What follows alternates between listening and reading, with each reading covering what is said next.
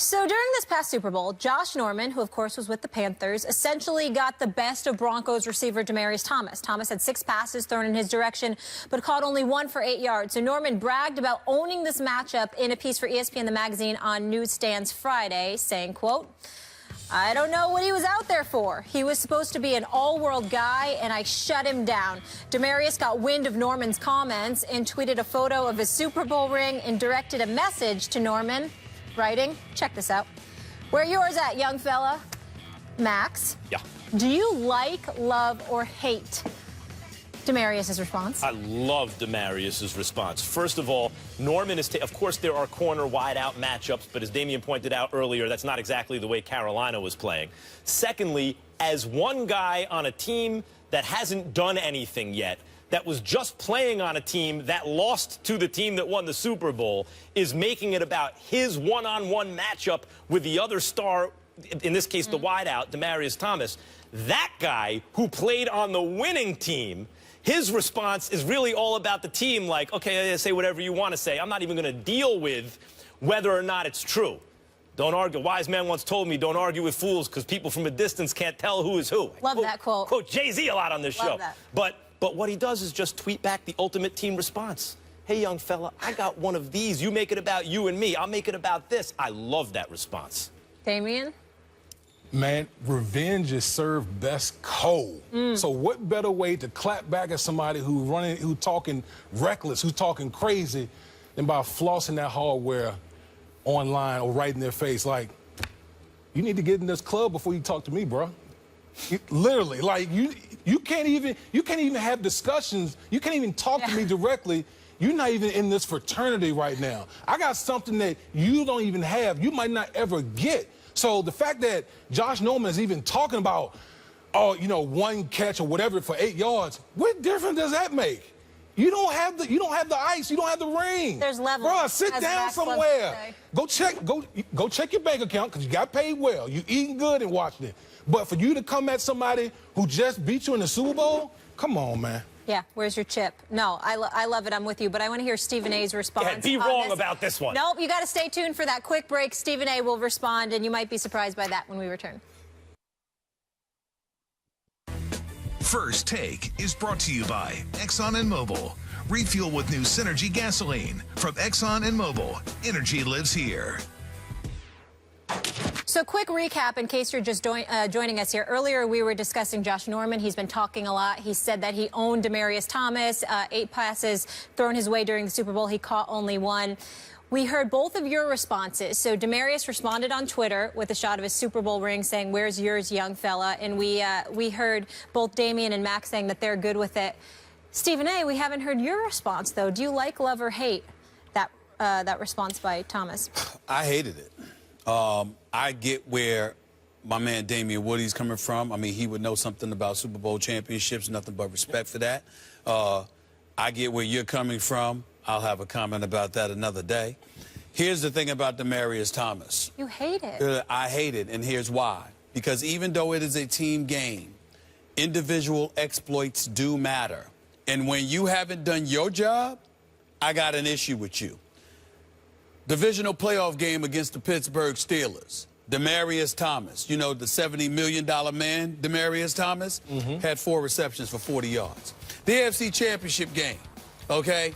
What did Demaryius Thomas have? 2 receptions for 12 yards. And in that Super Bowl game against Josh Norman, you had 1 reception for 8 yards. Now, I have no problem. I want you to be mindful of opening your mouth if you're Josh Norman, particularly when you're calling the commissioner names, particularly when you're calling out Demaryius Smith for the NFLPA, particularly when you haven't produced and watched it yet. I have no doubt he will produce. I have no doubt he's big time. He's one of the top 5 corners in the game. He's a good brother. I just wish him well.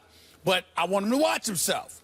In the case of Demaryius Thomas, who's had 4 consecutive 1,300-plus yard seasons, and deserved his money when he got it.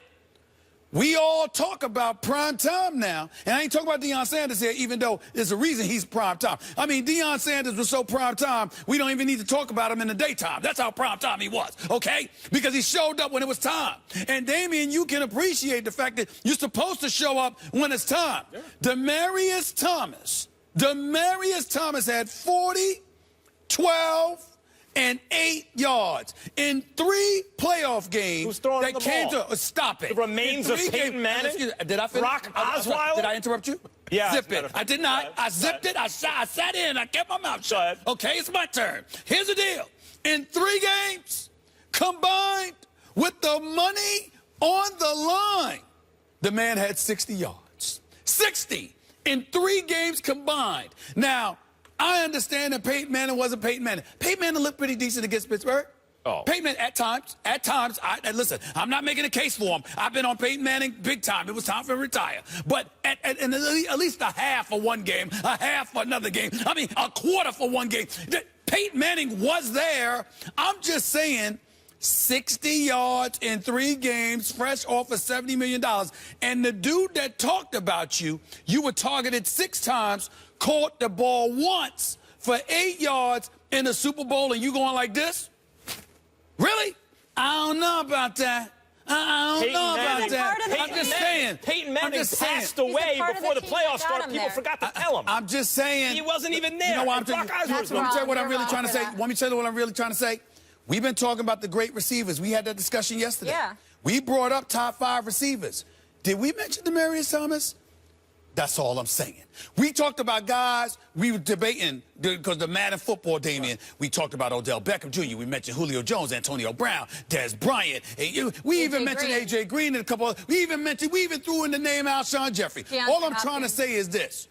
We didn't bring up Demaryius Thomas. He got $70 million. All I'm trying to say is, I get that, because he does have the ring, but you got to show up this year is all the brother trying to say. Am I wrong about that, Damien? Am I wrong about that? Now we got Mark Am I wrong about that, Damien? Damien, am I wrong about that? Am I wrong? Hold on. Let me ask a question. Am I wrong about that? No, listen. No, you're not wrong about that aspect. He does need to show up. But all the receivers you pretty much brought up. I mean, let's pair up the quarterback with those receivers. I understand that. Let's Can I pair ask up you a the question? quarterback. Can I ask you a question? Okay. Antonio Brown, Julio Jones, Odell Beckham Jr. They getting 1 catch for 8 yards in the Super Bowl? Yes or no? I don't care if I'm throwing a damn football. Are they getting 1 reception for 8 yards? No. In the Super Bowl? No, I don't think so. Hey. That's all I'm saying. I'm just saying. That's all I'm saying. One reception for 8 yards. That That's what I'm saying. response was so clutch. I'm just saying the clapback Stephen was. A. He shut him down. The show is ending. Damian Woody, did you not just say you agree with me? Yes or no? No, I'm not gonna go that. Yes, you did. Yeah, you did. I know it hurts. No, because you're trying to. I know it hurts. I know it hurts. You're trying to reel me in. I did already. I agree with you one time. I can't. I did already. Yeah, that's emotion talking. That's emotion talking. The question was, did you like the way? Did you love it? I hate it. Approve of your message, Demaryius. I loved it. It's 3 versus 1. We all loved it. Y'all can sit there and love it all you want to. All 3 of y'all wrong. Back in April, the Panthers offered Josh Norman a deal under the non-exclusive franchise tag. Then after contract discussions, pulled the offer, resulting in Norman becoming a free agent. Norman then signed a 5-year, $75 million contract with the Washington Redskins. Norman was tied for 5th in the league in pass breakups last season. Norman, of course, has been very outspoken this offseason, taking on Roger Goodell, the Redskins' name, Odell Beckham, Demaryius Thomas, and even taking shots at his former team. So we welcome Damien Woody to the desk. Now, how are you doing? I'm good. Are you going to start trouble today? Because I'm hoping you get this man hot again. No, I just speak truth. Yeah, you've been on fire. That's all I do. The last 2 times we've had you. Call him the eye of the hurricane. Yeah, yeah. Everything's calm. It looks pretty good. And then, whoa, is a storm. Bam. I just call it like I see it, bro. Okay. That's it. Well, we're going to have you do that on this subject right here. Were the Panthers right, Damien, to let Norman go? Absolutely. Absolutely, they were right. And here's why. You know, when you look at the Panthers' defense, they're built on their front 7. You know, they got ballers in their front 7, whether Luke Kuechly, Thomas Davis, K1 Short, Starla Tulele. Those boys ball, which allows guys like Josh Norman to do his thing on the back end. They play zone. They're a zone defense. They're not, you know, Josh Norman's not the type of, you know, corner that locks down a guy man-to-man, follows the receiver all over the field. He plays zone defense. So when you're the Carolina Panthers, why spend quarterback money on a guy who's just going to play on one side of the field, playing in an area, not locking people man-to-man? It just doesn't make any sense. Yeah. I disagree with you. No surprise there. Here is why. I don't think that was their motivation. I would totally agree with you if it was just about football. I don't think it was just about football. I think that initially, if you remember, they had an offer on the table with him. They got upset because he was playing hardball because he thought he was worth more than they were offering. And then as a result of that, they pulled the offer off the table to a point where I was told at the time that he was actually close to being willing to accept that offer before they yanked the rug out from under him.